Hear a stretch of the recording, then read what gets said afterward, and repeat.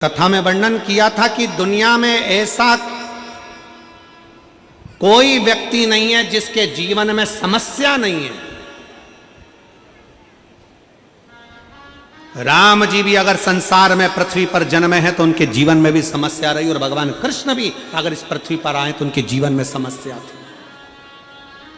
संसार में जो जन्मा है ऐसा कोई नहीं जन्मा जिसके जीवन में समस्या नहीं, और ऐसी कोई समस्या नहीं जिसका हल शंकर के चरणों में नहीं, शिव महापुराण में नहीं। सबको समस्या, और सारी समस्या का हल एक लोटा जले। सब दुखी है संसार में जन्मे। भगवान राम वन मिला, वन में चलते चलते राम जी सीता जी पूछ रही हैं, अपन वन में चल रहे हैं, आप रोज पार्थिव शिवलिंग का निर्माण करते हो, रोज पार्थिव शिवलिंग बनाते हो, प्रत्येक शिवलिंग का निर्माण करते हो, और आप तो छत्तीसगढ़ के रहने वाले। सरकार ने राम पदगमन बनाया है तो छत्तीसगढ़ होते हुए राम पदगमन गया है।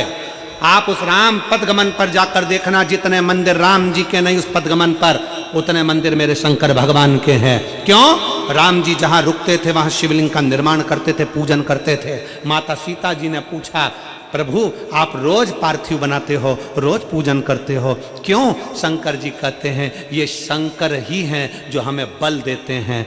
संसार में जन्मे हो तो संसार में हर व्यक्ति के साथ समस्या है, और हर समस्या का हल शंकर की आराधना, एक लोटा जल और शिव महापुराण की कथा, प्रत्येक समस्या का हल।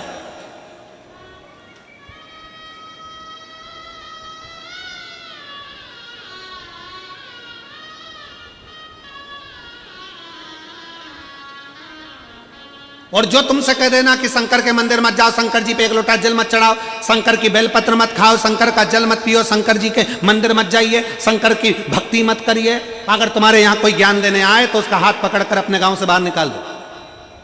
शंकर शंकर है। कितना सुंदर संवाद है। दक्ष प्रजापति यज्ञ करने बैठे, उन्होंने भगवान विष्णु को बुलाया, भगवान ब्रह्मा को बुलाया, इंद्र को बुलाया, देवताओं को बुलाया, सारे देवताओं को बुलाया, शंकर भगवान को नहीं बुलाया। और भगवान विष्णु जब दरवाजे पर आए तब उनको मालूम पड़ा कि दक्ष प्रजापति तो करें कि शंकर अंदर नहीं आना चाहिए, शंकर प्रवेश नहीं करना चाहिए, शंकर भीतर ना आए। जैसे ही दक्ष प्रजापति के शब्द सुने तब भगवान विष्णु उस यज्ञ में हाथ जोड़ लिए और उस यज्ञ से बाहर निकल गए। दक्ष प्रजापति ने देवताओं से कहा यहां मत रुक जाना, क्योंकि यहां शंकर की निंदा हो रही है। यहां मत रुक जाना, यहां शंकर के लिए अपशब्द कहा जा रहा है। यहां मत रुक जाना, यहां शंकर को ताने दिए जा रहे हैं। यहां से चलो। अगर कानों में शंकर की निंदा पहुंच जाती है तो भगवान विष्णु का भी सिर कटकर घोड़े का मुंह लग जाता है। देवर्षि नारद शंकर जी की निंदा करते हैं तो नारद जी को बंदर का मुंह लग जाता है। शंकर की निंदा सरल है क्या? सुनना और कहना। निकलो यहां से। भगवान विष्णु उस यज्ञ में नहीं रहे। दक्ष प्रजापति के यज्ञ से भगवान विष्णु चले गए, ब्रह्मा जी चले गए, देवता बैठे और उनको भोगना पड़ा। आखिरी में देवताओं को क्या भोगना पड़ा? जब शंकर भगवान उस यज्ञ में नहीं पहुंचे, देवता वहां से चले गए, तब वो यज्ञ चल रहा था। सती मैया का आगमन हुआ, दक्ष प्रजापति ने अपमान करा, सती मैया जलकर भस्म हो गई तो शंकर भगवान ने वीरभद्र को उत्पन्न कर दिया। जा रे रुद्रगण, यज्ञशाला को विध्वंस कर दे। यज्ञशाला विध्वंस कर दी। देवता भी घबराकर भागने लगे। किसी देवता के पांव में, किसी के हाथ में, किसी के कहीं, किसी के कहीं चोट लगती रही। देवता भागे, देवता घबराने लगे, किसकी शरण में जाएं? हम तो जबरदस्ती इस यज्ञ में आ गए। याद रखना, अपने गांव में, अपने नगर में, अपने शहर में कहीं शंकर की निंदा हो रही है तो हाथ जोड़कर वहां से चल दो। अपने को निंदा श्रवण नहीं करना, क्योंकि हम शंकर की तारीफ नहीं कर सकते तो निंदा क्यों करें?